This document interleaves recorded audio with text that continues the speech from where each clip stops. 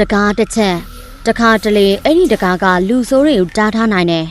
ဒါပေမဲ့တကားတစ်ဖက်မှာရက်နေတာကလူမဟုတ်တဲ့အရာတစ်ခုဖြစ်နေခဲ့ရောတကားကိုဖျက်နိုင်တဲ့အင်အားရှိနေပါရဲ့ဘာကြောင့်အဲ့ဒီတတဝါကတကားကိုမဖျက်ပဲ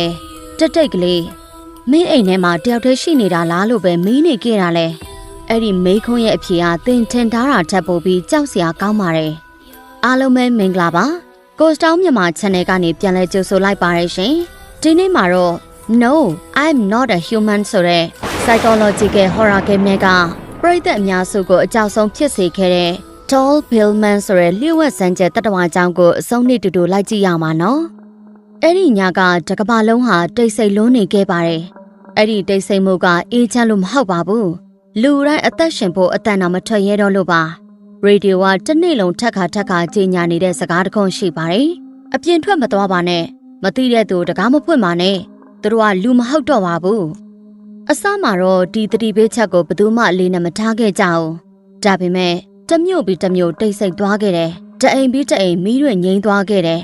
နောက်ဆုံးမှာတော့အသက်ရှင်ကျန်ခဲ့တဲ့လူတွေဟာတကားတစ်ချက်ရဲ့နောက်မှာပဲကဘာကြီးနဲ့အဆက်ဖြတ်ပြီးနေထိုင်လာခဲ့ကြပါတော့တယ်အဲ့ဒီအိမ်တွေထဲကအိမ်တစ်လုံးထဲမှာတော့အမျိုးသားတယောက်တည်းရှိနေခဲ့ပါတယ်ရက်အတော်ကြာအပြစ်မထွက်ရဲတော့တဲ့သူ့အတွက်အချင်းဆိုတာတောင်ရက်တက်နေတယ်လို့ခန်းစားရပါတယ်ဖျောင်းတိုင်မီးကတဖြည်းဖြည်းတိုးလာတယ်ရေဒီယိုကတော့ HS ဆိုတဲ့အသံတွေပဲထက်ခါထွက်နေခဲ့တယ်တခါတရံအပြင်ကလေတိုက်တန်တောင်လူတယောက်အသက်ရှူနေတယ်လို့ကြားရတဲ့အထိတိတ်ဆိတ်လွန်းနေခဲ့တာပါဒါပေမဲ့အဲ့ဒီအချိန်မှာပဲသူ့ရင်ထဲမှာရုတ်တရက်မရှင်းပြနိုင်တဲ့ခန်းစားချက်တစ်ခုပေါ်လာခဲ့တယ်တယောက်ကြည့်နေတယ်အတန်မရှိဘူးခြေတံမကြားရဘူးဒါပေမဲ့တစုံတယောက်ရဲ့မျက်လုံးတွေကသူ့ကိုမလွတ်တမ်းစိုက်ကြည့်နေတယ်လို့ခန်းစားလိုက်ရတယ်သူကပတင်းပေါက်နာကိုတလန့်ချင်းရှောက်သွားတယ်အသက်ရှူတန်တော့မကြားရအောင်တကားပေါင်အသာမိပြီးအပြင်ကိုချောင်းကြည့်လိုက်တယ်အစမှာတော့တစ်ပင်တပင်လို့ပဲထင်ခဲ့ပါတယ်ဒါပေမဲ့နောက်တစ်စက္ကန့်မှာအဲ့ဒီအရေးကြီးကတဖြည်းဖြည်းချင်းခေါင်းကိုစောင်းလိုက်တယ်အဲ့ဒီအချိန်ကျမှသူမြင်လိုက်ရတဲ့မျက်နှာကလူတစ်ယောက်ရဲ့မျက်နှာမဟုတ်တော့ပါဘူးအရေးပြားကတခြားလူစီကနေဆွဲခွာလာသလိုတွန့်ကျပြီးရော်ရဲနေတယ်မျက်လုံးနှလုံးကတစ်ဖက်နဲ့တစ်ဖက်မညီဘူး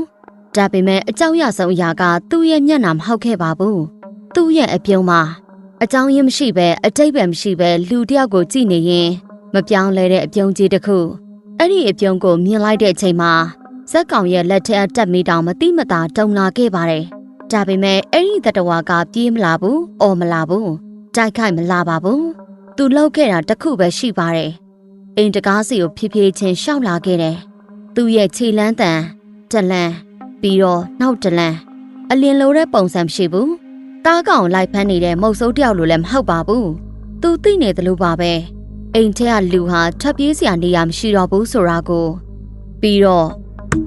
တကားကိုခောက်တန်တစ်ချက်ထွက်လာတယ်အတန်ကမကျဲဘူးဒါပေမဲ့တိတ်ဆိတ်လွန်းတဲ့အိမ်ထဲမှာတော့အဲ့ဒီအတန်ကရှင်ဘက်ကိုလာရိုက်တယ်လို့ခန်းစားလိုက်ရတယ်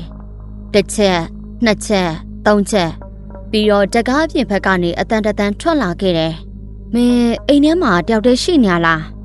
အတန်ကကြမ်းတမ်းမနေဘူးအော်ဟစ်မနေဘူးအိမ်နေချင်းတယောက်ကလာမေးတယ်လို့ရှင်ကျေးလွန်းနေခဲ့တယ်ဒါပေမဲ့အဲ့ဒီရှင်ကျေးမှုကပဲပိုပြီးကြောက်စရာကောင်းနေခဲ့တယ်ရေဒီယိုကတတိပေးချက်ကိုသူ့ချက်ချင်းတတိယသွားတယ်ဗစ်စတာတွေမေးတဲ့မေးခွန်းမယိုးသားစွာမဖြေပါနဲ့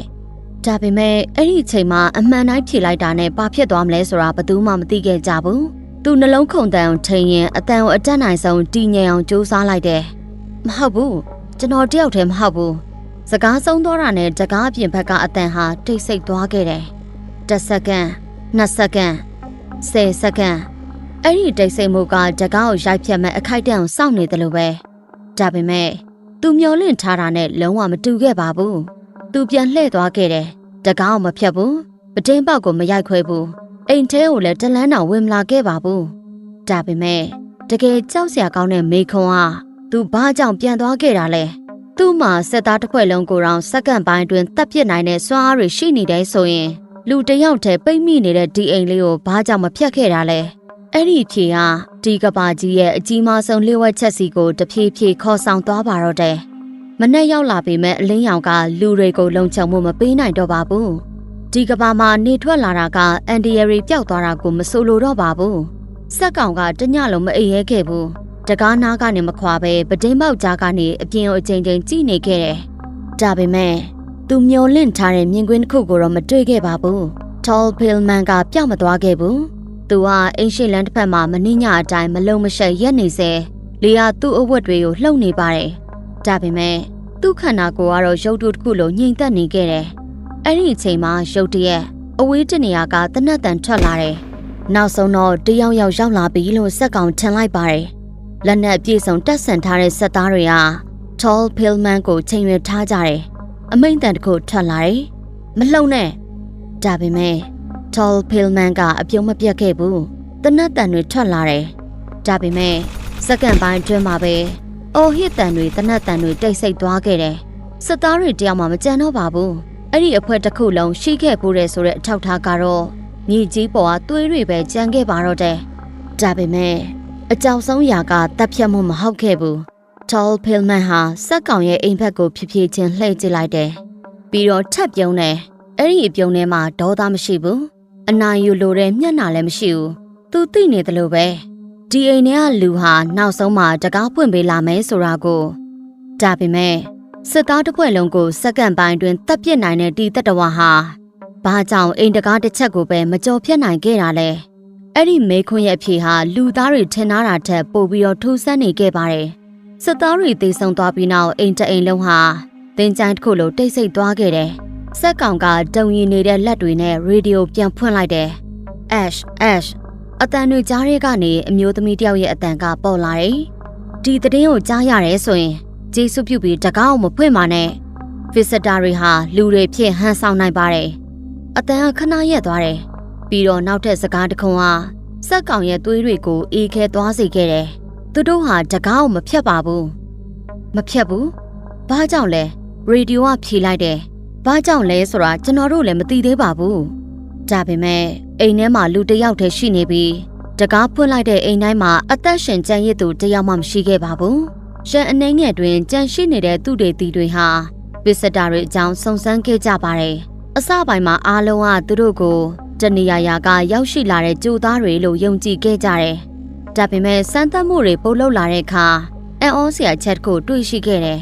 ဒီတတဝါတွေကိုထိန်းချုပ်နေတာသူတို့ရဲ့ခန္ဓာကိုယ်မဟုတ်ဘူးသူတို့ရဲ့အုံနောက်ထဲကကပ်ပါပိုးတွေဒီကပ်ပါပိုးတွေဟာသူတို့ရဲ့အတွေးတွေမှတ်ဉာဏ်တွေခန်းစားချက်တွေကိုတဖြည်းဖြည်းချင်းတိမ်ပိုက်သွားတယ်နောက်ဆုံးမှာတော့လူသားတစ်ယောက်ရဲ့ခန္ဓာကိုယ်ထဲမှာလူသားမကြံတော့ဘူးကြံတာကအခြားတစ်ခုပိုပြီးညံကောင်းတဲ့ပိုပြီးစိတ်ရှည်တဲ့ပိုပြီးအန်တီရဲ့များတဲ့အရာတစ်ခုဒါပေမဲ့သူ့တေတီတွေဘလောက်ပဲစမ်းသက်အဖြေမရတဲ့မေခွန်းတစ်ခုတော့ကြံရစ်နေခဲ့တယ်ဘာကြောင့်သူတို့ကခွင့်ပြုချက်ကိုလိုအပ်နေတာလဲသူတို့မှတကားတစ်ချက်ကိုဖျက်နိုင်တဲ့အင်အားရှိတယ်ဒါပေမဲ့သူတို့ရွေးချယ်ခဲ့တာကစကားပြောဖို့ပဲဒုတိယညရောက်လာခဲ့ပါတယ်ဒီတစ်ခါစက်ကောင်ကအိတ်မပျော်တော့ဘူးအိတ်ဖို့လည်းမကြိုးစားတော့ဘူးသူသိနေပြီ Tall Pale Man ပြန်လာအောင်မယ်ဆိုတာကိုပြီးတော့တကားခောက်တန်ထက်ကြားလိုက်ရတယ်ဒီတစ်ခါတစ်ချက်တည်းအရင်လို3-4ချက်မဟုတ်ဘူးတကားပြင်ဘက်ကအတန်ဟာထူးထူးခြားခြားငြိမ်သက်နေခဲ့တယ်ငါသိပါတယ်မင်းမအိတ်သေးဘူးစက်ကောင်ရဲ့နှလုံးခုန်တန်ကရှင်ဘက်ထဲမှာပြင်းထန်လာတယ်သူဘာမှပြန်မဖြေခဲ့ဘူးဒါပေမဲ့ Tall Pale Man ကတော့ဆက်ပြောနေခဲ့တယ်မင်းကြောက်နေတာငါနားလဲပါတယ်ဒါပေမဲ့မင်းတကယ်ကြောက်နေတာငါ့ကိုမဟုတ်ဘူးသူဘယ်လိုလုပ်ပြီးသိညာလဲ Tall Pale Man ရဲ့အတန်ကတဖြည်းဖြည်းနူးညံ့လာတယ်မင်းရဲ့အဖေနေ့တိုင်းအော်ဟစ်ခဲ့တယ်နေ့တိုင်းမင်းကိုရိုက်ခဲ့တယ်မင်းအဲ့ဒီခန်းထဲမှာတယောက်တည်းငိုခဲ့ရတာငါသိတယ်စက်ကောင်ရဲ့မျက်နှာပေါ်ကသွေးရောင်တွေတဖြည်းဖြည်းပျောက်သွားခဲ့တယ်ဒီအကြောင်းကိုဘသူကိုမှမပြောဘူးဘသူမှလည်းမသိနိုင်တဲ့အတိတ်ဒါပေမဲ့တကားတစ်ဖက်ကတတဝါကအကုန်သိနေခဲ့တယ်သူကချင်းချောက်မနေခဲ့ဘူးအော်ဟစ်မနေခဲ့ဘူးအမိတ်မပေးခဲ့ဘူးသူလှုပ်ခဲ့တာစကားပြောရုံပဲမင်းအရှမ်းပင်ပန်းနေပြီဒီကဘာကြီးကမင်းကိုဘာမှပြန်မပေးတော့ဘူးတကားလေးဖွင့်လိုက်အားလုံးပြီးသွားလိမ့်မယ်အဲ့ဒီအချိန်မှာသူနားလည်သွားခဲ့တယ် Tall Pale Man ရဲ့အကြောက်ဆုံးလက်နက်ကသူ့ရဲ့ခွန်အားမဟုတ်ဘူးလူတစ်ယောက်ရဲ့စိတ်ထဲကိုတက်တိတ်လေးဝင်ရောက်နိုင်တဲ့စကလုံးတွေဖြစ်နေခဲ့တယ်ဒါပေမဲ့ဒီတတဝါကဒီလောက်ထိစိတ်ကိုနားလည်နေတယ်ဆိုရင်သူကတကယ်ပဲလူသားမဟုတ်တာလားဒါမှမဟုတ်တစ်ချိန်ကလူသားတစ်ယောက်ဖြစ်ခဲ့ဘူးတာလား တကားလက်ကင်ပေါ်ရောက်နေတဲ့လက်ကမတိမတာတုံနေခဲ့တယ်တကားဖွင့်လိုက်ရင်တီမားဆိုတာသူသိတယ်ဒါပေမဲ့ Tall Pillman ပြောခဲ့တဲ့စကားတွေကကောင်းထဲမှာထက်ခါပြန်ကြားနေရတယ်မင်းအရှမ်းပင်ပန်းနေပြီမင်းတယောက်တည်းမဟုတ်တော့ဘူးအဲ့ဒီအတန်ကတကားအပြင်ဘက်ကမဟုတ်တော့ဘူးသူ့စိတ်ထဲကနေတူတူလေးပြောနေတယ်လို့ဖြစ်လာခဲ့တယ်အဲ့ဒီအချိန်မှာဇက်ကောင်နားလည်လာခဲ့တယ် Tall Pillman ကသူ့ကိုတတ်ဖို့ကြိုးစားနေတာမဟုတ်ဘူးသူ့ကိုလက်လျှော့အောင်လုပ်နေတာလူတယောက်မျောလင့်ချက်ကုန်သွားတဲ့ချိန်အထီးကျန်မှုကသေချင်တဲ့ပိုနာကျင်လာတဲ့ချိန်အဲ့ဒီချိန်ကိုသူစောင့်နေရပဲနောက်ပိုင်းမှာရှာတွေ့ခဲ့တဲ့မှတ်တမ်းအချို့ရဒီကပ်ပါပိုးတွေဟာလူခန္ဓာကိုယ်ပဲလိုချင်ခဲ့တာမဟုတ်ဘူးသူတို့လိုချင်တာကလူရဲ့စိတ်အထီးကျန်နေတဲ့သူစိတ်တန်ရာရှိတဲ့သူအသက်ရှင်ဖို့မျောလင့်ချက်ပျောက်ဆုံးနေတဲ့သူတွေဘာကြောင့်လဲအဲ့ဒီလိုလူတွေကတကားကိုကိုလက်နဲ့ကိုဖွင့်ပေးနိုင်ခြင်းအများဆုံးဖြစ်လို့ပါဒါဆို Tall Pillman ကမုတ်ဆိုးတယောက်လားမဟုတ်ဘူးသူကစုဆောင်သူပေချာရွေးချယ်တယ်စိတ်ရှိတယ်အမဲလိုက်တယ်ပြီးတော့တားကောင်ကိုယ်တိုင်သူ့စီလျှောက်လာတဲ့အထိစောင့်နေအန်ဩစရာကောင်းတာကဒီညမှာလဲသူတကားကိုမဖွင့်ခိုင်းတော့ဘူးဘာမှမပြောတော့ဘူးဖြည်းဖြည်းချင်းအမောင်ထဲကိုပြန်လျှောက်သွားခဲ့တယ်ဒါပေမဲ့လည်းစက်ကောင်သိနေခဲ့တယ်ဒီဆက်လန်းကမပြီးသေးဘူးဘာကြောင့်လဲဆိုတော့တကားပြင်ဘက်ကတတဝါထွက်သွားပေမဲ့သူ့အတန်ကတော့ဇက်ကောင်ရဲ့ကောင်းထဲမှာကြံနေခဲ့လို့ပါညတွေတညပြီးတညကုံဆုံးသွားခဲ့တယ်ဒါပေမဲ့ Tall Pillman ရဲ့အတန်ကတော့သူ့ကောင်းထဲကနေဘယ်တော့မှပြောင်းမသွားခဲ့ဘူးအိတ်တဲ့ချိန်နိုးနေတဲ့ချိန်ဖျောင်းနိုင်မီကိုငေးနေတဲ့ချိန်အဲ့ဒီတန်ကအမြဲတမ်းတူတူလေးပြောနေခဲ့တယ်မင်းမပင်မန်းတော့ဘူးလားတယောက်တည်းဆက်နေရတာမငင်းငွေတော့ဘူးလားရှက်တွေကြာလာတာနဲ့အမျှသူတိုက်ခိုက်နေတာကတကားအပြင်တတဝါမဟုတ်တော့ဘူးသူ့စိတ်ကိုသူကိုယ်တိုင်တိုက်ခိုက်နေရတာအထီးကျန်မှုဆာလောင်မှုကြောက်ရွံ့မှုဒီသုံးခုကဖြစ်ဖြစ်ချင်းသူ့ကိုအနိုင်ယူလာခဲ့တယ်နောက်ဆုံးတော့အဲ့ဒီညောင်ရောက်လာခဲ့တယ်သူတကားရှိမှရက်နေခဲ့တယ်လက်တစ်ဖက်ကတကားလက်ကင်ပေါ်ရောက်နေပြီအပြင်ဘက်မှာ Tall Pillman ကအရှင်တိုင်းတိတ်တိတ်လေးပြုံးနေခဲ့တယ်ဒါပေမဲ့ဒီတစ်ခါသူစကားတခုမှမပြောခဲ့ဘူးဘာကြောင့်လဲဆိုတော့သူသိနေခဲ့တယ်ဆုံးဖြတ်ချက်ကိုစက်ကောင်ကိုယ်တိုင်ချပြီးသွားပြီဆိုတာတကားပွင့်သွားခဲ့တယ်ဒါပေမဲ့စက်ကောင်မျောလင့်ထားသလို Tall Pillman ကအပြေးလွှားဝင်မလာခဲ့ဘူးသူဖြည်းဖြည်းချင်းတလန်မှလှမ်းလိုက်တယ်ပြီးတော့စက်ကောင်ရဲ့မျက်လုံးကိုတက်တက်ကြည့်ပြီးပထမဆုံးချိန်အပြုံးပြောက်သွားခဲ့တယ်သူပြောခဲ့တာစကားတခွန်းနဲ့ကြိုးဆိုပါတယ်အဲ့ဒီအချိန်မှာဘာအော်တန်းမှမကြားရဘူးပါတက်ဖြတ်မှုမှမမြင်ရဘူးသွေးတစ်ဆက်တောင်မကြခဲ့ဘူးဒါပေမဲ့ပျောက်ကွယ်သွားတာကလူတစ်ယောက်ရဲ့စိတ်သူ့ရဲ့ခန္ဓာကိုယ်ရှိနေသေးတယ်ဒါပေမဲ့အဲ့ဒီခန္ဓာကိုယ်ထဲမှာမနစ်ရလူသားမရှိတော့ပါဘူးအဲ့ဒီအချိန်ကြာမှကြံရှိနေတဲ့သူတေတီတွေနောက်ဆုံးအမှန်တရားကိုသဘောပေါက်ခဲ့ကြတယ် Tall Pillman တွေဟာတားကောင်တွေကိုတတ်ဖို့မလာခဲ့ကြဘူးသူတို့လာခဲ့တာကလူသစ်စုဆောင်ဖို့တည်ဆုံးသွားတာကလူခန္ဓာကိုယ်မဟုတ်ဘူးလူသားဆိုတဲ့အတ္တပဲတကယ်တော့ကြောက်စရာအကောင်ဆုံးတတဝါဆိုတာတကားကိုရိုက်ဖြတ်ပြီးဝင်လာတဲ့အရာမဟုတ်ပါဘူးတင်ကိုယ်တိုင်တကားပွင့်ပေးချင်လာအောင်စောင့်နိုင်တဲ့အရာပဲဖြစ်ပါတယ်ဒါဆိုတကယ်လို့ဒီညချစ်ပရိသတ်အိမ်တကားကိုတယောက်ယောက်လာခောက်ပြီးမင်းအိမ်ထဲမှာတယောက်တည်းရှိနေတာလားလို့မေးခဲ့ရင်ဘယ်လိုပြန်ဖြေမလဲဒီနေ့ပြောပြခဲ့တဲ့ Tall Pillman ရဲ့ဆက်လန်းကရိုးရိုး horror monster တစ်ကောင်ရဲ့ဆက်လန်းမဟုတ်ပါဘူးရှင်သူကလူသားတွေကိုအင်အားနဲ့အနိုင်မယူဘူးကြောက်စိတ်အထီးကျန်မှုမျောလင့်ချက်ကုံဆုံးသွားတဲ့အခိုက်အတန့်ကိုစိတ်ရှိရှိနဲ့စောင့်နေတတ်တဲ့တတဝါတစ်ကောင်ဖြစ်ပါတယ်ဒီဆက်လန်းကိုသဘောကျရဲဆိုရင်တော့ like နဲ့ subscribe လုပ်ပြီး Ghost Town မြန်မာ channel ကိုအားပေးခဲ့ဖို့မမေ့ပါနဲ့ရှင်နောက်ထပ် horror game story တွေလျှို့ဝှက်စမ်းကြဲတဲ့တတဝါတွေရဲ့နှောက်ွယ်ကအမှန်တရားတွေစိတ်ထဲဆွဲကြံနေမဲ့ horror ဆက်လန်းတွေနဲ့မကြခင်မှာပြန်လည်ဆုံတွေ့ကြပါမယ်ရှင်